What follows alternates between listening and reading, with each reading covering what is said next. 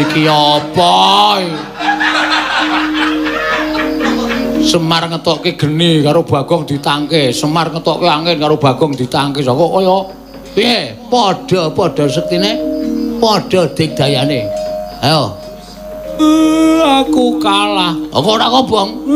Rokokku sing kobong. Tapamu kapan kowe? Sare ra tok keke wondo.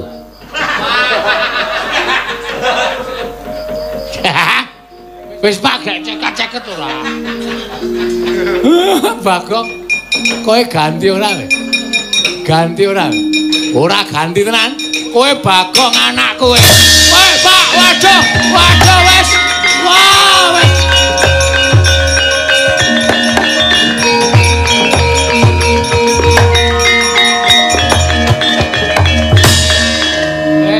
Lah kok lemu ampuh kok mung nganggo anduk ku jane lemu entuk nendi? Aku ora mancing. Terus ngerti-ngerti ki nang dhuwur dapur ampring kono. Bagong, rasa goleki wae nyotakne popok. Ayo kuwi mau. Kuwi digdaya, Pak. Kuwi mau nek tak nggo jajan nang angkringan mangani apa-apa nek bar mangan kok tanggo kudung ora bayar, Pak.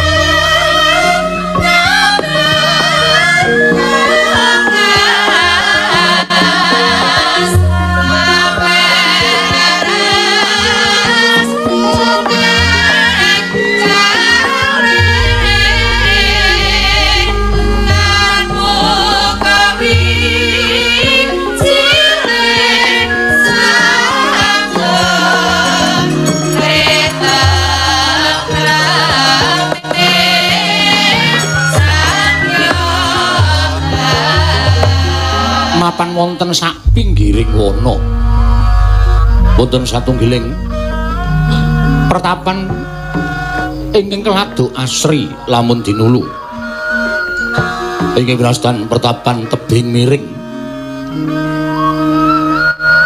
sinten ingkang lenggah madaning pertapan kejawi madeg Brahmana ugi madeg tabib.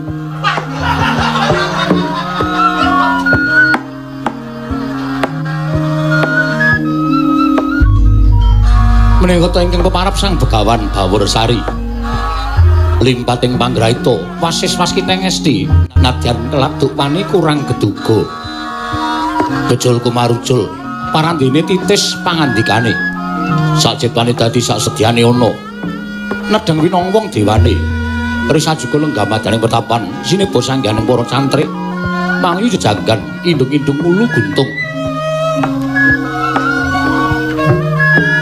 datan kantun pisawanipun cantrik ingkang cinaket nenggih pandhita ingkang Kendali Sada Begawan Anoman riwusnya mulat sawanipun ingkang abdi cantrik Anoman sigra merwani pangandikan Sang Begawan Bawursari dadi kemangrujiling pangandikan dening kababaring lisan.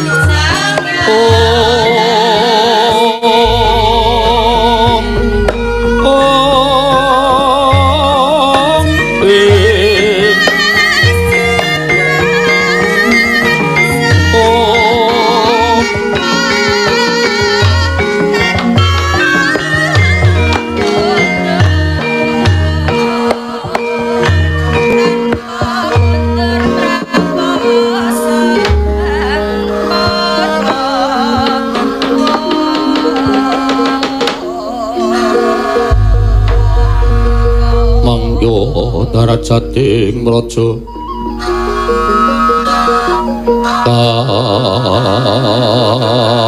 kawuryan mus sunyaruri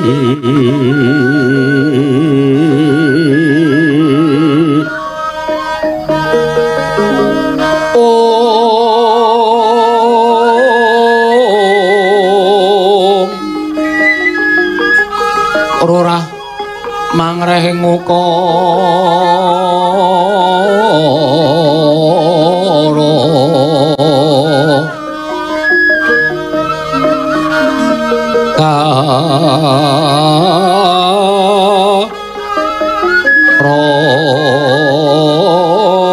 rono tanpa patupi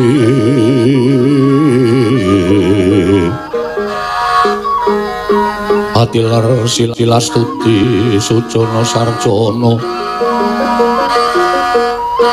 Sarjono kelu kalulun kala tida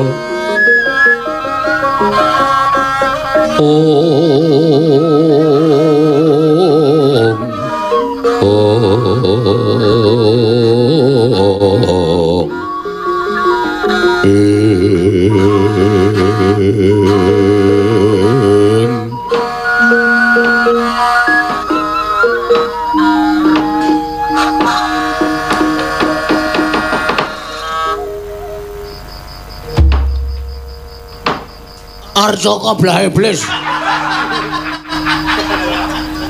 Lanat padha jek-jekan.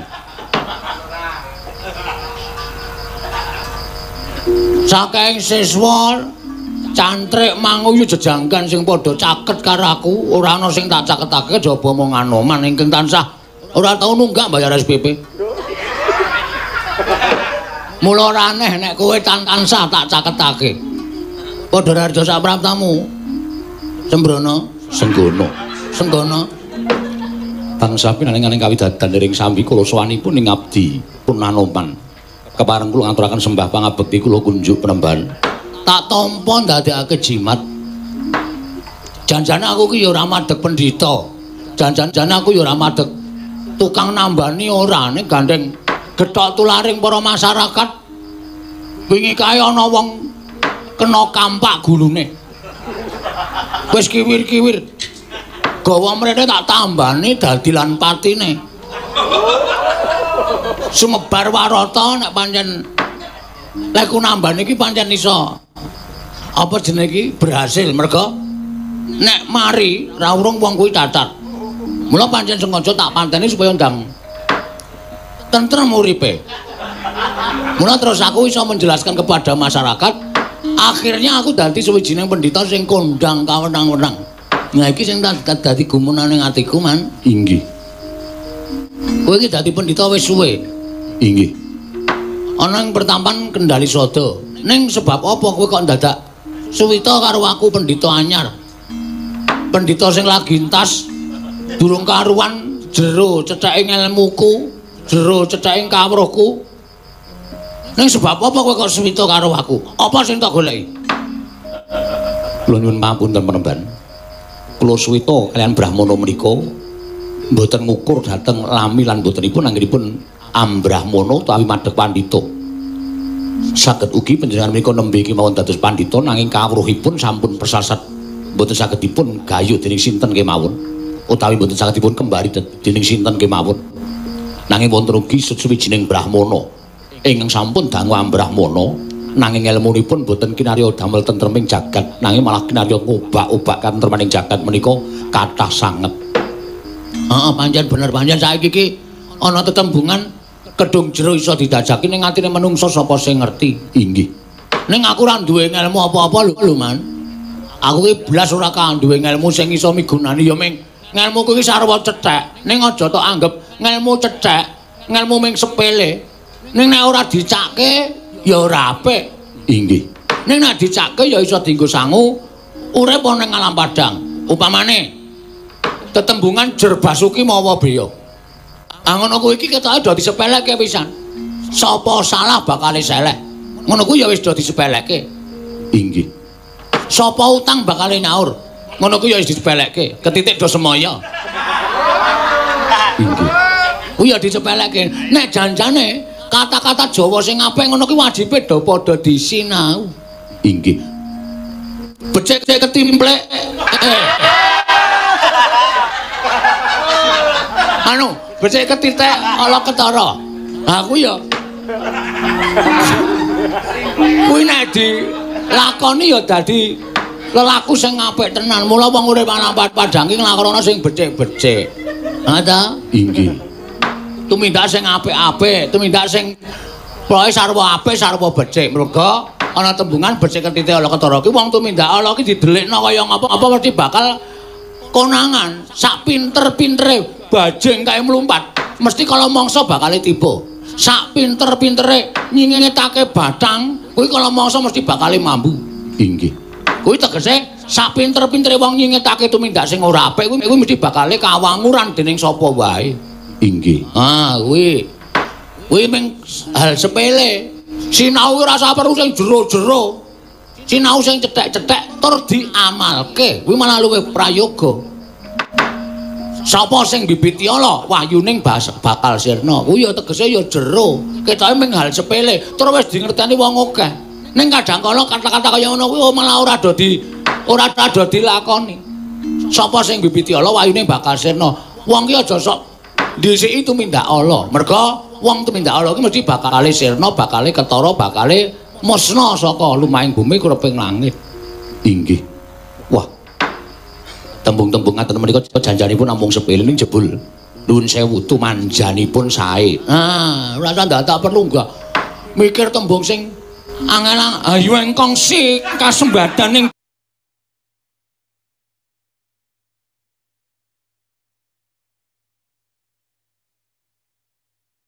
Yes, cuma mana ora paham. Inggih. Sing wigati tembung ngene iki diopeni. Migunani tumraping liyan. Lho, karo kaya ngono kuwi ketok sepele lho. Migunani tumraping liyan. Wong urip ana alam padhang ki iso migunani tumraping liyan. Uripmu ki migunanana tumraping kiwa tengenmu. Aja uripmu ki tok migunani tumraping awakmu dhewe. Ora ana gunane kowe nang arep alam padhang. Isamu apa? Kepinteranmu apa? Tumak manjakno kanggo kesenengane wong kiwa tengenmu. Inggih, migunani tumraping liyan.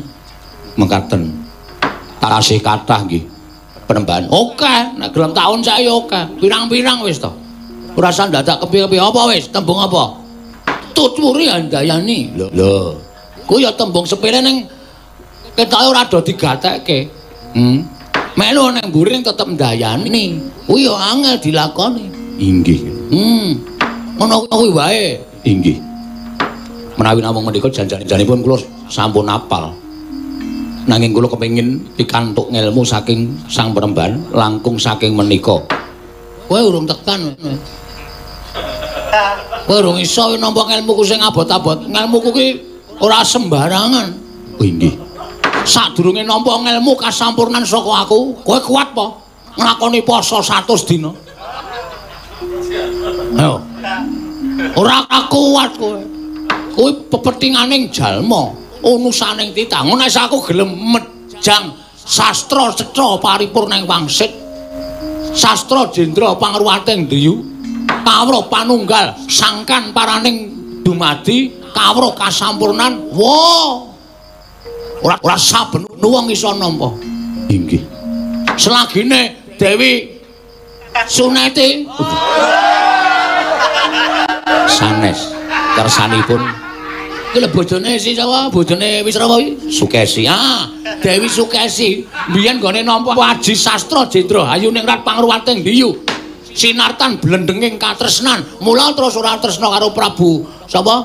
Donopati tresnane karo Begawan Wisrawa. Monggo Begawan Wisrawa ming nglamarke Dewi Sukesi. Lah, Wisrawa nalika semana ya kena dampaking sastra jendra ayuning rat pangruwating diyu. Pendhita sing ora nate ketel-kelepetan dedosan kena dayane ning sastra jendra temah nglumpruk tanpa daya calon mantu dipek dhewe. Mula terus anak-anak Kumbakarna nuwun sewu kae dadi tandha blendenging kamurkan.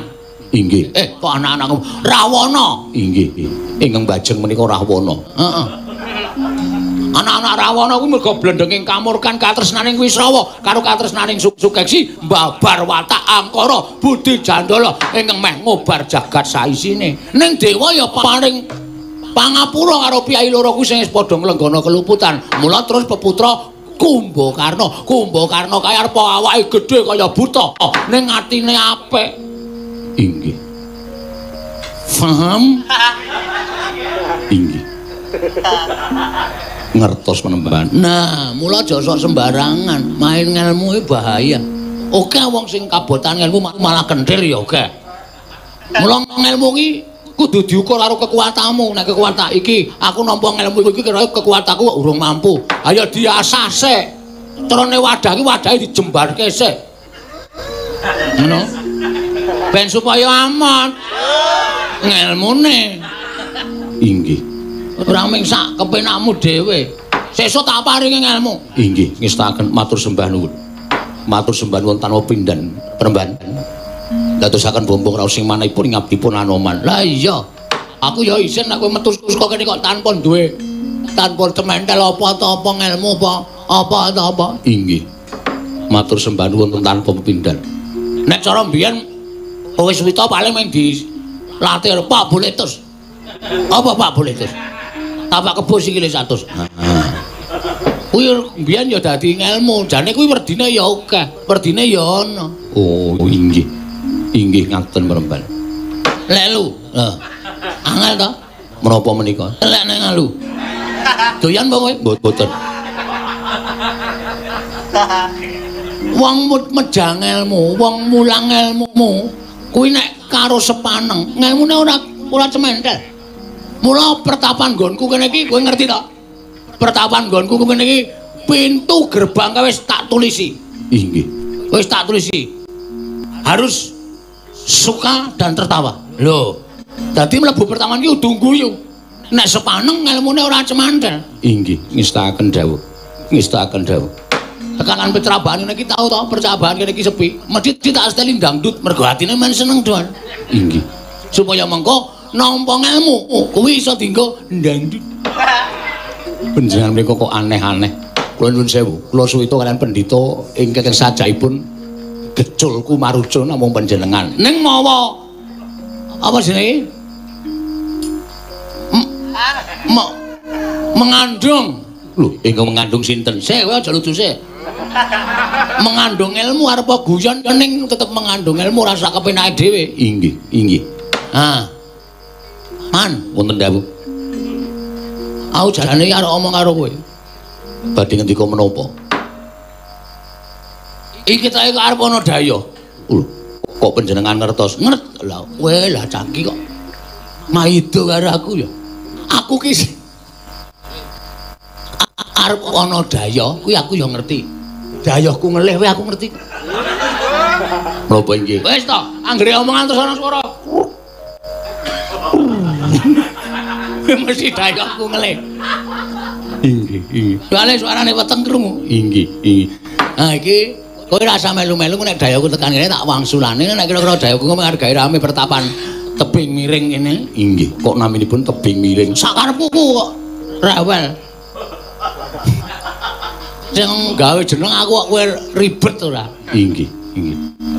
Engko nek dayahku tekan kene tak wangsulane ora sampe melu-melu nek engko semakin meruncing keadaannya terus dadi gegeran kowe siap-siap. Ih, ngestakaken dawuh. Kinten-kinten dayahipun sinten? Nek miturut penerawangku saka kene tak tonton saka epek-epekku. Iki ketoke sing teko iki bangsa Nerpati utawa bangsa Piyai. Ning arep dikaya ngapa nek piyai iki engko arep gawe kisra, arep gawe rame, ora usah kuwatir. Aku sing tanggung jawab. Iya, ngestaken dawuh. Kene mundurane. Iya, ngestaken dawuh, Penemban. Pandhita kang kinarya wangsit pindha kumbang ngajaping matu.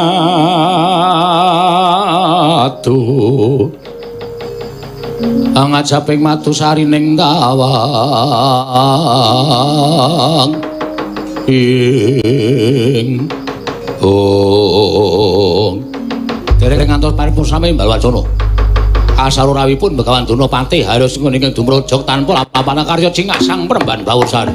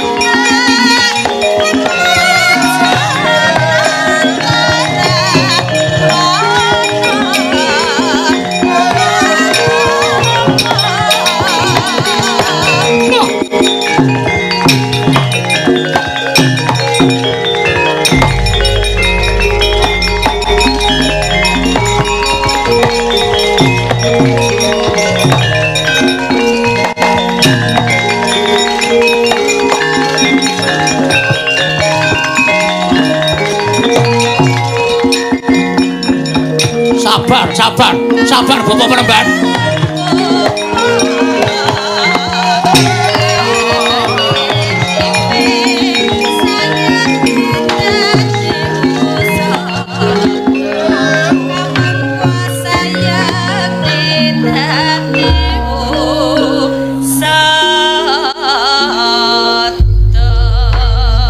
Saking semangate sawise nampa amplom. Aku mau direm karep terus-terusane diantenan. Oh, le kandhang blekudu selalu gembal semarante. Depate, pripun? Niki ra mboten kleru dalane ta niki? Lho, kleru pripun? Ngendikanipun anak Prabu Duryudana, kula kedah sowan wonten ing pertapan tebing miring. Nanging sareng kula dumugi wonten pertapan tebing miring lha kok. Lho, niki kok mboten pangling nika. Nek miturut nuwun sewu pasuryanipun ora menika ora kadidene Ponokawan Bagong to menika. Lah nggih, lah dalah kok malah Bagong dadi pendhita bareng. Weh lah muridé ya akeh men. Wiwit saka pendopo nganti aglar tekan dalan ingkang nganjuk ana ing pertapan. Kabeh tirik-tirik padha suwita karo Begawan Bawursari. Iya, wong kali nyandang ya iso ora pokra. Lah iya. Lah ing atase pendhita Kameng Kudung cawet kaya ngono ki marang piye? Aja sembrono apa kowe. Iki lentok nang ngendi? Aduh. Kowe padha slamet Bagong. Ampun ngawur ngawur. Sampeyan nyawang. Sampeyan nyawang kali kula. Blegere raga pancen Bagong. Ning kula aturi mresani kanthi Permana Jati. Tonton nganggo Permana Jati kowe ya tetep Bagong, Lah kok dadi kowe dadi pendhita ning pertapan tebing miring kene, Karepmu apa? Lah kok dadi kowe medhar kawruh ana ing pertapan tebing miring kene. Terus aku tak takon karo kowe, kawruhmu kuwi apa? Ngelmumu kuwi apa? Lah kok dadi kowe wani medhar kawruh dadi madheg pendhita ning pertapan tebing miring kene, Bagong? Nuwun sewu sadèrèngipun sami wilujeng to. Wah. Telat. Wis rembukan ape-ape kon lagi mbagekake. Ayo tata kramane. Slamet tek aku. Rekana Pati Sengkuni wilujeng. Iya, slamet Bagong. Syukur. Wigatosipun menapa rawuh wonten mriki sampun ngantos duka-duka. Ingkang prasaja kemawon lan ingkang menapa nggih naminipun Semeleng Penggalih. Sampun ngantos mangino. Dateng kula anggen lumapan wonten ing pertapan tebing miring mriki. Ngene Bagong. Ngerti ya to pramtaku ning papan kene iki ora saka karepmu dhewe. Nanging aku dapur diutus dening anak Prabu Duryudana. Lho, diutus dening Sinun Prabu Duryudana. Ya. Ngerti ya, yen wis ana 3 sasi iki, 3 candra iki, anak Prabu Duryudana kuwi nandhang roga. Lho, malah apik sehat. Pun nonton 3 sasi anak Sinun Prabu Duryudana berolahraga. Nandhang roga iki tegese lara. Ora gawe macem-macem kowe sing dirembukan karo piyai kok mung sakepenak dhewe. Sabar Kakang Durna, sabar. Bagong niku nek ngendika nggih kaya ngoten niku. Tegese nandhang roga kuwi lara. Mangke nalika semana anak Prabu Duryudana tumuli paring dawuh karo aku. Ingkang bisa nambani karo gerahe Sinun Prabu Duryudana kuwi mung kowe. Kowe ingkang madhep pendhita ana ing pertapan tebing miring. Mula wektu dina iki Sowanku utawa praptaku utawa rawuhku ning pertapan tebing miring kene mung ingkang wigati mboyong kelawan kowe ana ing negara Ngastina.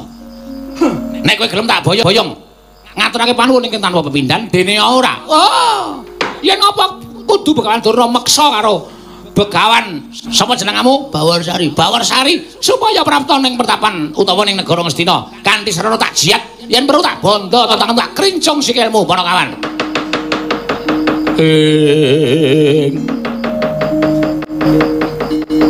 Kagat risang kapirang uri nangkul kinambet kambet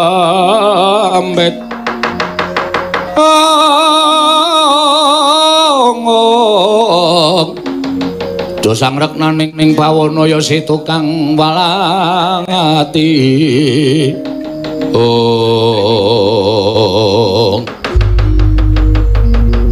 nang ngono rawuhmu nang kene sejatine wing arep gawe geger papan sing tentrem, gawe rame papan sing becik Begawan Durna. Nek niatane Prabu Duryudana arep golek tamba, kuwi ya ora kok aku dijiat mrana. Ning kudu Prabu Duryudana rawuh ana ing pertapan tebing miring kene. Ingkang wigati bakal tak tambani. Nek sampeyan jiat karo aku supaya aku suwane negara Ngastina lah sing kapitunan cantrik-cantrik liyane sing padha kapitunan merga kelangan karo aku. Mula wektu dina iki rasa kokian gunung sing tanpa guna. Sampeyan gelem lunga saka papan kene apa ora? Nek ora gelem lunga saka papan kene, aku sing ora nrimake. Anak buahku Anoman sing bakal ngrampungi karo kowe.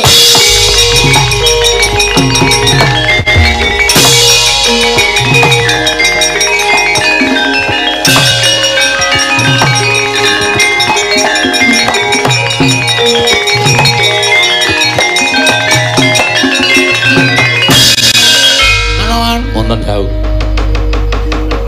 Cetha nek Kurawarga iki sira pertapan tebing miring niki. Prasetyamu araku lahir batin Leswita, lahir batos mangkatonan. Ngestaken dawuh.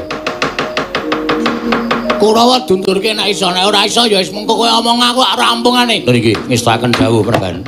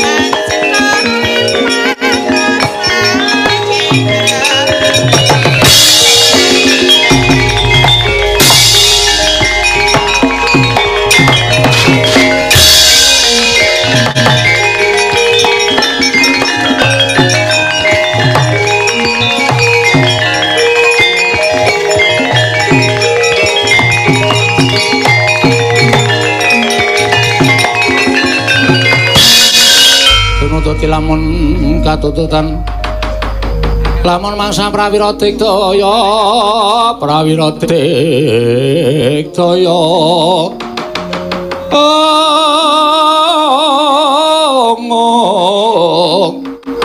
nang kono magawe gelarira wang-wang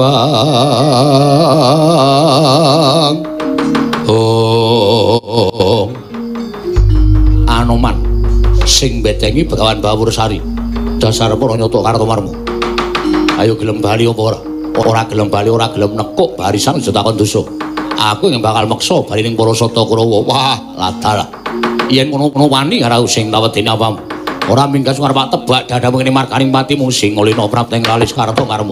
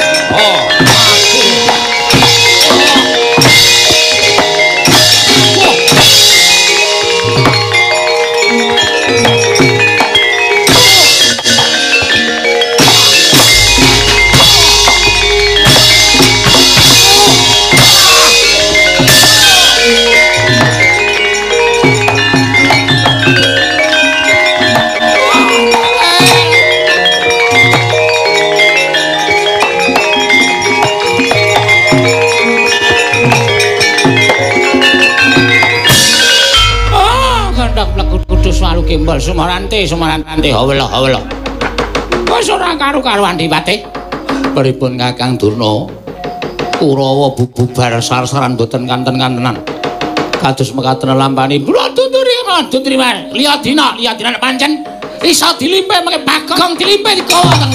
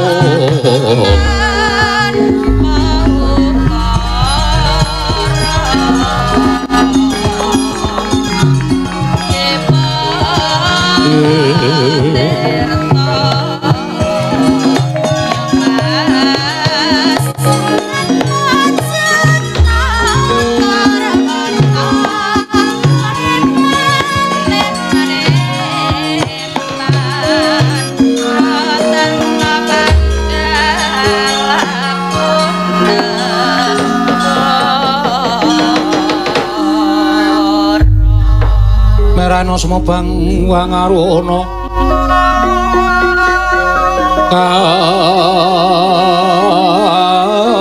kadinetraning uga rapuh sabdaning kokela ring kanikara sagetar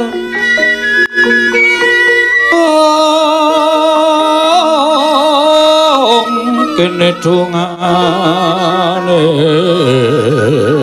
engkong Kakang Rada Kakang Resi Kanika Putra menencong Warudaya menawi di jagat geger kalebet kayiwangan katraking gawa panas krana kawontenanipun pandhita anyar katon inggih mapan wonten ing pertapan tebing miring ingkang ngagelar kawruh sang temakata para kawula miwah para satriya lan para brahmana ingkang samiya sumuyut dhateng pangrahipun Sang Begawan Bawursari malah raos ing manah kula kumacelu kaselak lan kepengin kados menapa ta pewujudanipun Begawan Bawursari teka ngewak-ewakaken jagat Kakang Rada nyat langening kalangiwan aglar pandan moncar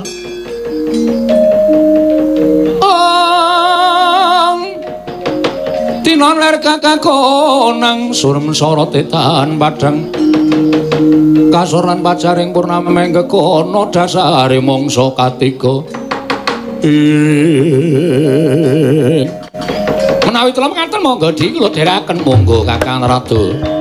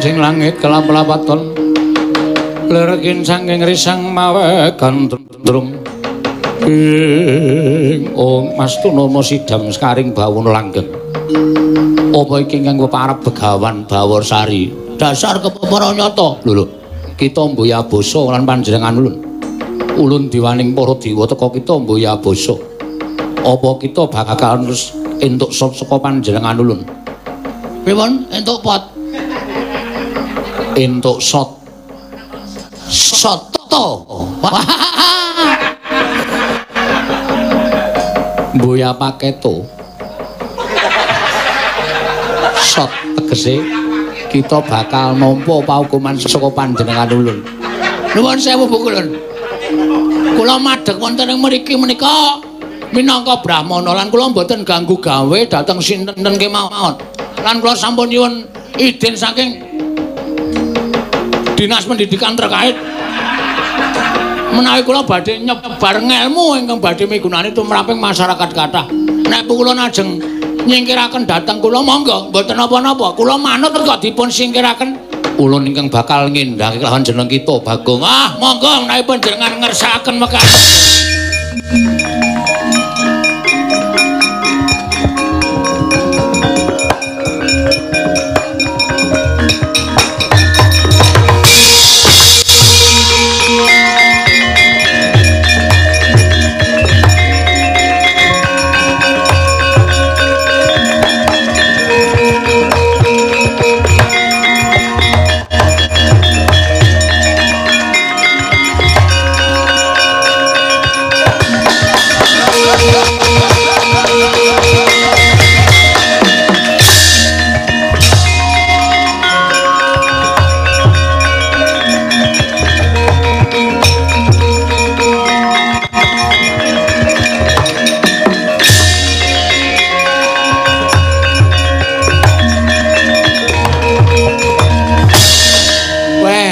Bathara Guru kok njaluk tulung karo aku. Kok lha iki kok Bagong malah kudu nganduk ngapa to iki? Oh iki mau sapa ya? Terus sing gara-gara awak dhewe mau sapa, Reng? Wah, aku ya ora ngerti. Mula kok le mlaku kok ngeri-ngeri. Bagong kok ditiuke banget anggrena es teh tuku. Anggrena es jeruk tuku mongko le ngombe ador awake dhewe ndak dijaluki. Wo lah monggo Bagong biasane ra duwe duit. Waduh, cilaka iki ra ndedet receh. Pertapan kok ketekan kere-kere kaya ngene. Ning arep minta-minta iki. Wah, suarane oleh. Kowe sapa, Premban? Begawan Sidik Wacana.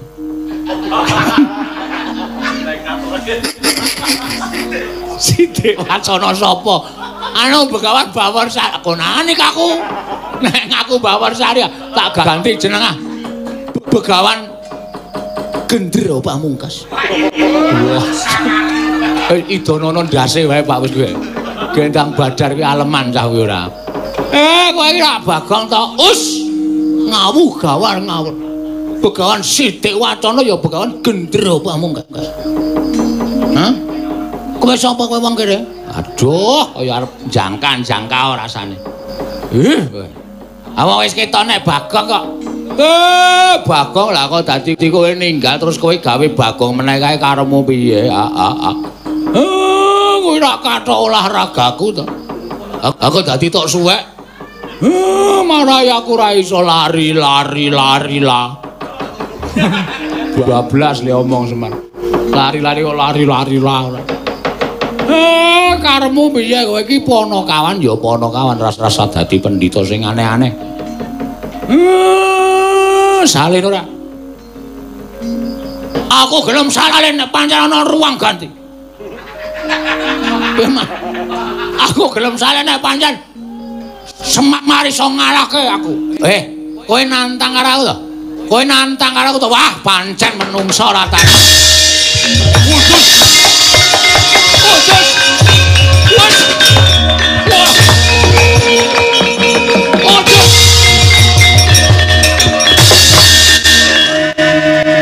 Iki apa?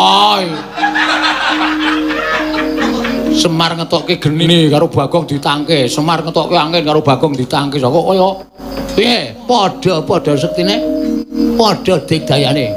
Ayo. Aku kalah. Aku ora kobong. Rokokku sing kobong. Kapokmu kapan kowe? Sale ra tok keke wondo. Wis Pak gak ceket ora. Bagong. Kowe ganti ora? Ganti ora? Ora ganti tenan. Kowe Bagong anakku kowe. Kowe Pak, waduh wis. Wah, wis.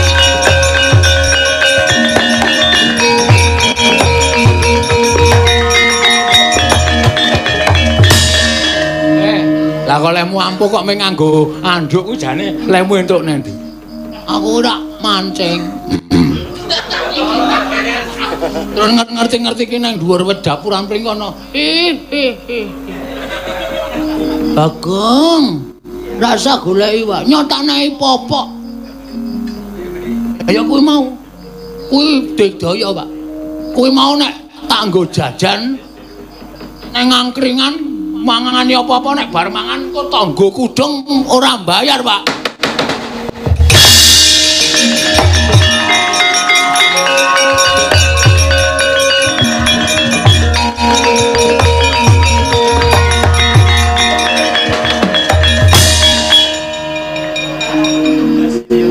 Pak, gareng kok ana suarane? Kok ora ana rupane?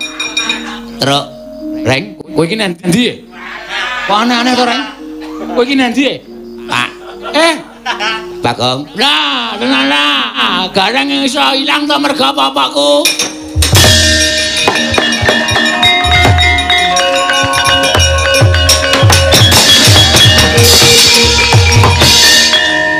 Ilang matamu.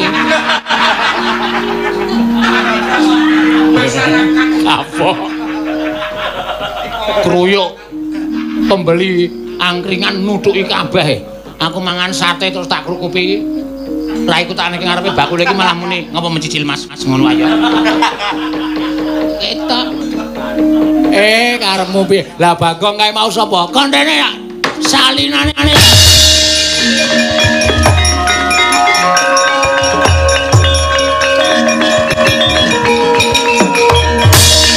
Pripun Mas?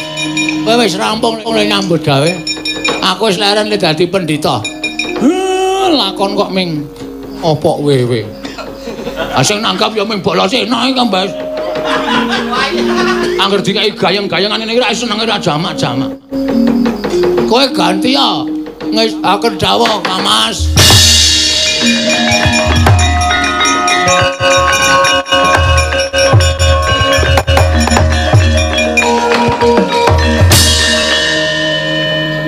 Wah, mantuku wedok to. Iki Rama. Wah, bojone Bu Agung kaya bakoh ngono. Leleng iki, Tru, iki meceli kayu barang nang omah. Meceli kayu menek uwit. Ngerontok ambil. Aku ora mulai awakku resik kan aku ora tau nyambut gawe. Ha iya. Sake ora. Kono mulai kono. Yo Dik, mulai yo Dik tak terke yo. Mulai dhewe wae. Petro ya arep macem-macem terke-terke. Yaine iki rawan. Rawan apa? Kowe kuwi sing bebayane kok. Iso tak tabrak tenan kowe. Rek mudal e. Nggih. Matur nuwun ya, Dik. Nggih. Lo tak wangsul. Wis kono hati-hati. Lihat sing peteng. Lho. Sing padang, heeh. Antene nek protelon. Padake ra krungu aku. Arep ngapa neng protelon kowe? Kon blajul kala menjengmu ya. Apa? Wong kok kaya ngono lho. Wae lah terus iki garis besare piye, Bang? Aku ya bingung, Pak. Ya wis 2 jam apa? Heeh. Apa mau pesenane lakone kon guyon wae rasa sing werna-werna. Iya. Sing serine Bagong ya aku wis bingung nganggo lakon apa-apa ya. Sing jeneng Climene ya wis ngene iki sing baku wayang iki dikenal karo masyarakat. Heeh. Wayang iki ditresnani karo kaum milenial. Heeh. Kowe sing saiki lagi dadi digandrungi karo kaum milenial.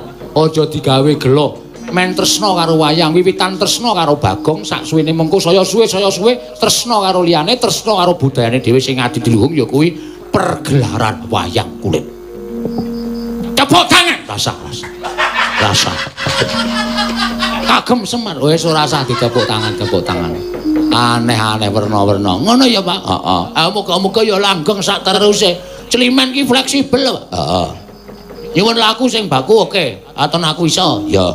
Lakon sing gojek, lakon sing ming guyon-guyonan, tinggal memperkenalkan wayang kepada kaum yang belum tahu tentang wayang. Oke, saya juga sago sak kanca, Pak. Ya, bagus. Tinggal iklan ya oke. Mula ora usah wedi, ora usah kuwatir. Monggo wektalipun tasih kathah ing wulan Juli. Monggo kula aturi ngisi kanthi wayang Climen. Sedaya saged sae samudayanipun.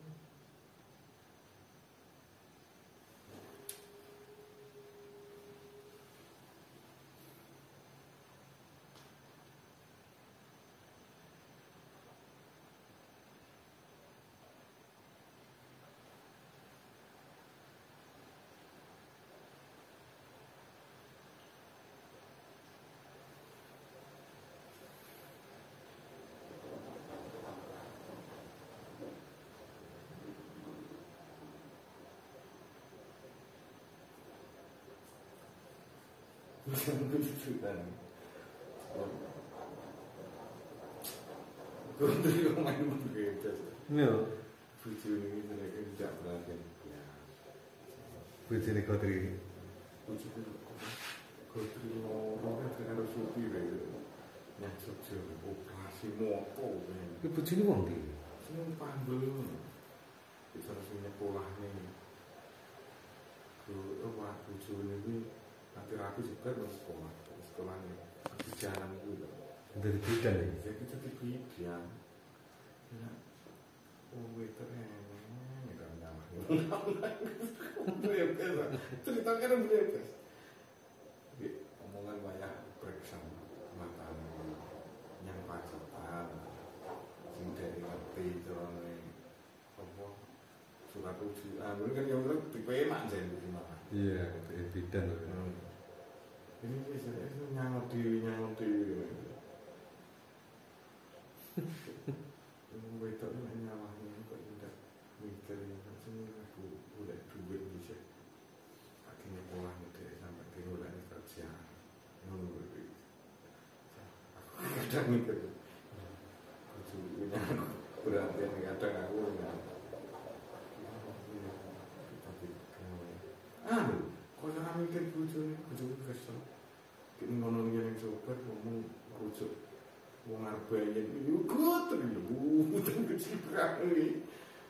Ora mikir ngene. Bensin opo iki sing dia mikir kowe iso aku. Wong maksudnya dikira kan dhek ngono kok ora mikir. Oleh duit dikira ngeteng-ngeteng motor itu tidak mikir dan apa dia jadi kan itu kan seperti Bojone itu ngomongin apa yang ganti mereka perjalanan waktu apa yang ganti itu rasanya gitu aku juga kadang lali mengganti kesel kan jadi kurang mikir kuwi nang ndi mas kene men Pak Lur bijak rene ora mikir nampak apa sih nampak kasatan itu tengah-tengah mas ya ngomongin nyawa anda itu karena aku pilihnya kayak ini aku ya sadar boleh aku salah ini pokoknya nyalahnya aku dulu ya nemuin sudah nemuin tinggi WA aku ini kan ngomong dengan apa terima aku ini itu yang beda video ini gue cerita kita cerita mau itu kan mereka nih ini ada atau ini aku kamu ini bisa tuh kalau obat ini masuk pengen nungkok nih coklat belum ya terkait ini ya aku sih nggak salah nih orang batuk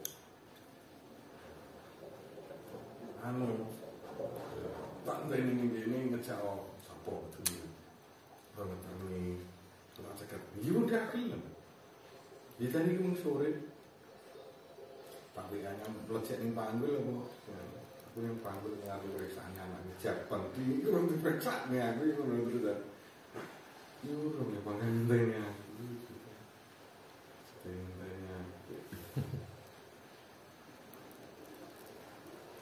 Berarti kudu ning kene iki omah bojone kan ning kene. Nah, ini datang dulu ini. Datang. Ini juga kan. Ini panggil kan. Sanggupnya anak empat yang ini.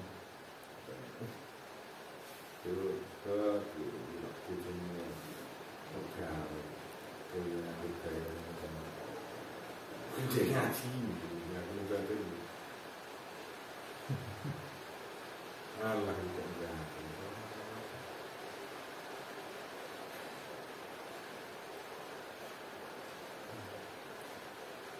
Ya nek berada dalam operasi motornya juga terus supir ya. terus supir. Aku operasi terus supir.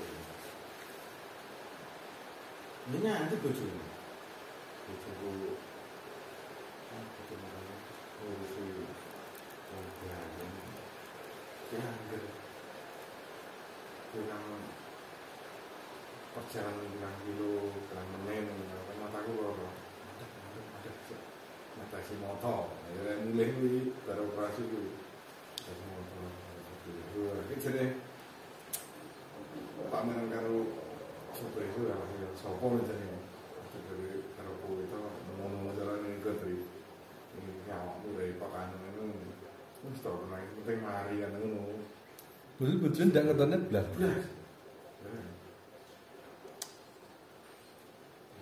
Kalau aku nunggu itu ya.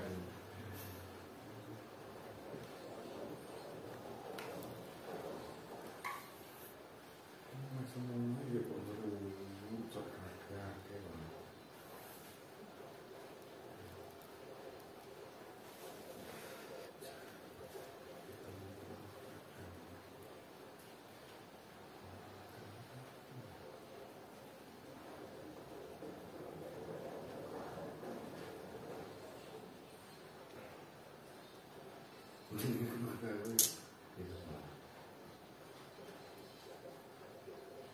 Ini saya kok enak, ngerti sinyal. Aku enak ini.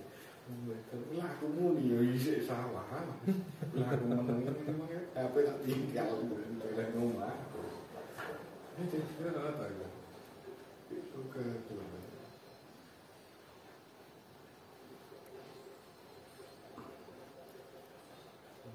sampai terus nama yang ganti oli merasa milik ganti di bulan jalan ini kan jadi benar bisa sampai aduh sih maksudnya kayak menurut saya pacak macet kuning di bawah tuh banget saya jadi menurut konsolnya sepeda ditinggal parahnya naik jam biar ini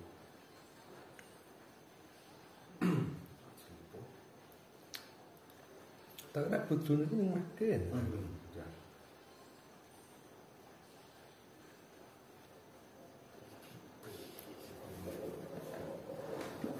sifatnya lo awas sifatnya ngantuk sifatnya berat.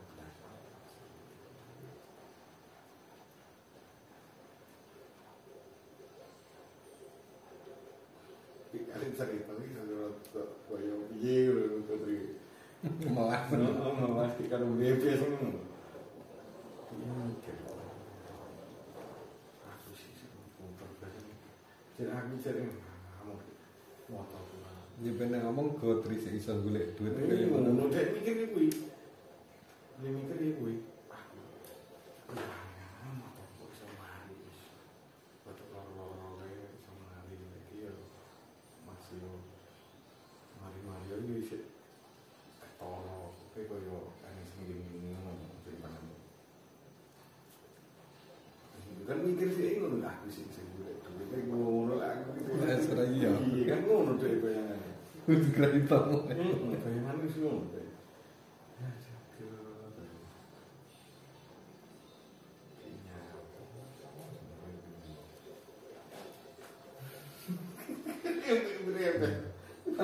Oh, cocok banget juga nih dilapi kayaknya tetap lirik ngono. Bulan apa?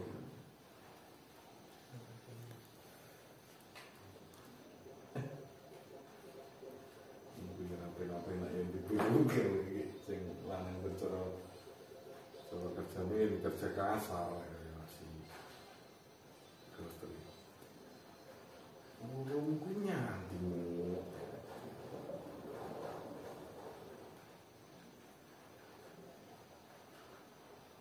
Ya masih sini ngarep primo. Iki ada.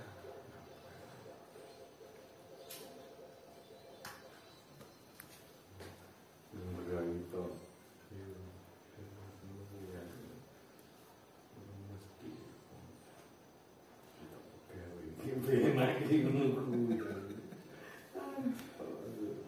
besar.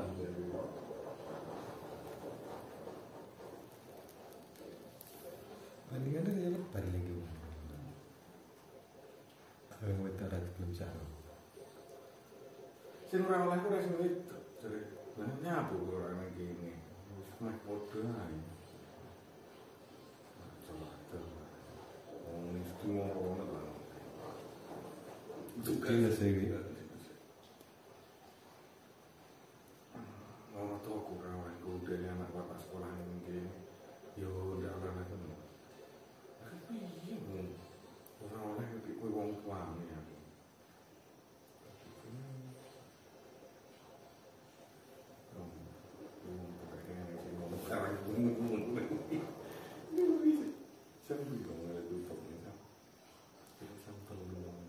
sampai tutup mereka aku belum periksa nih kayak sini ya mintanya mana tapi kan disekat ini kalau besok bujuk ini bisa nih tapi cekat ini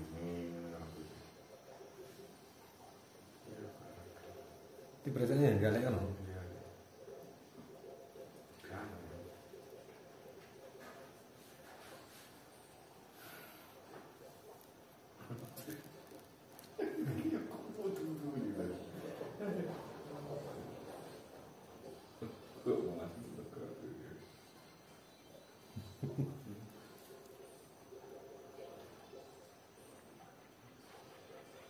Nggak mau tahu kebutuhan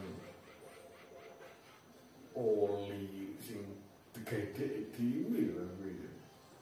Sepeda mesti ngomong. Nek sepeda iki motor iki kok sepeda kok nambah lek moropo. Priya. Jakarta terlalu tinggal ngalih. Priya. Ki panggung di rumah iki. Belajar. Rumah mungkin belajar panggung belajar.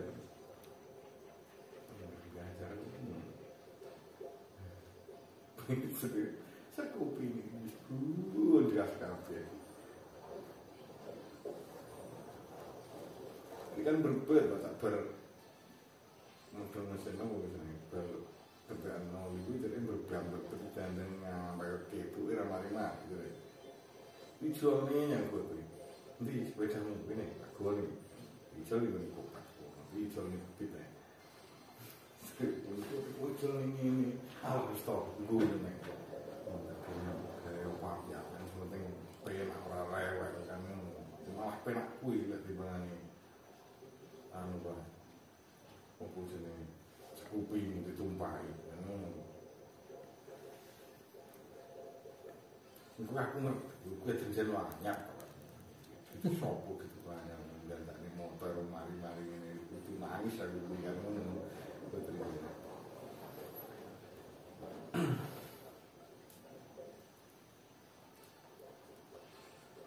Satu mata aku rombeng, terus 10-an zaman baik, 10% patang sudah setengah. Tengah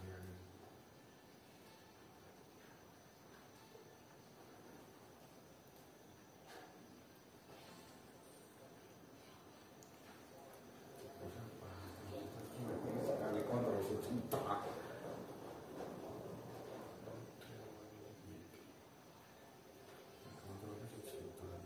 Bisa yang sensasi yang drakor. Lucu tak menjaluk lucu aja, saya jaluk di jadi karo lipat luar biasa tidak jaluk gitu. Wih sering itu, aduh, tak tangis sama gue. Keras ya.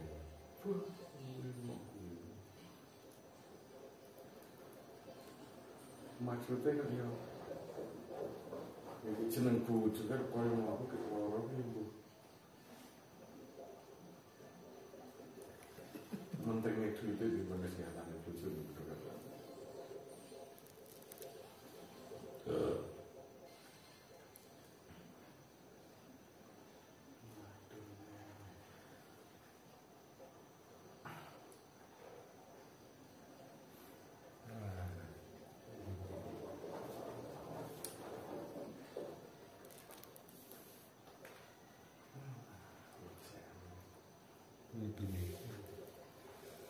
Kira-kira yang situnya yang lebih kerasa adalah jadi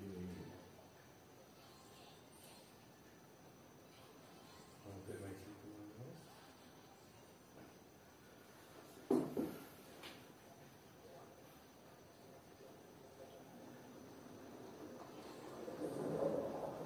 bilangnya jadi supir ini ya perhatian maksudnya gue nek orang nanti ngomong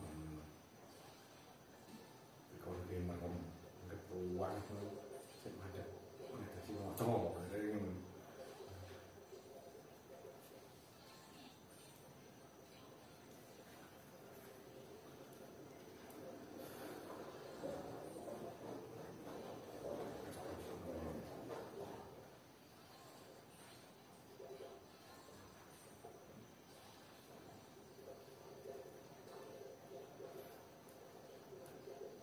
Gotri asline omahe yen wong kono lho sih. ngarepe gede ngarepe mau asli wong tuane niku